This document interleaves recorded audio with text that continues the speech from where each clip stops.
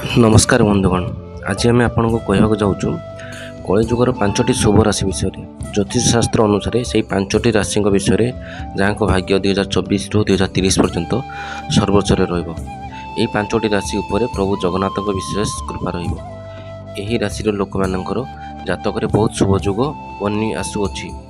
जानिबा से 5टी राशि मान विषय तो आपण आगत भविष्य बहुत शुभ अटे। आपण जीवन में धन लाभर जोग बनुअछि, पदोन्नति मिलबार संभावना बनुअछि, उपरिस्थ अधिकारी आपणक उपरे प्रसन्न रहिबे, आसुथिबा समय आपण पई आनंददायक रहिबो।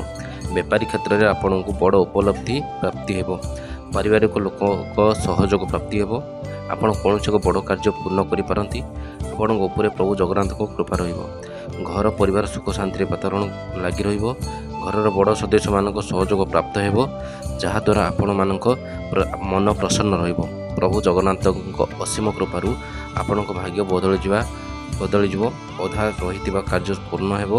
आपण को कौनसी नुआ अवसर प्राप्ति हेबो। नुआ अवसर द्वारा आपण को अधिक मात्रा सफलता मिलवार सुजोग बनुअछि। बेपार में हठात धन लाभ होबार संभावना बनुअछि।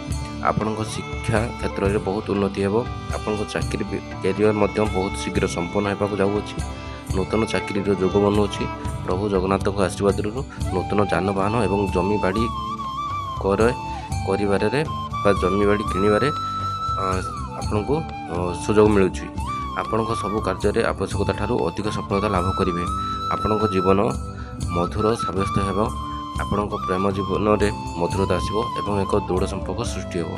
जो 5टी राशि विषय आम एठार आलोचना से भाग्यशाली राशि गुड़िक होउछंती सिंह राशि, तुला राशि, बिछा राशि, कुंभ राशि एवं कन्या राशि।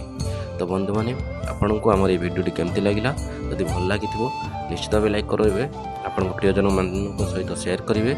यदि चैनल नुआ अच्छा तो सब्सक्राइब निहाती भाव करदे। तो पुणी देखा एमती एक नुआ भिडियो नहीं कि पर्यटन रोचे। जय जगन्नाथ।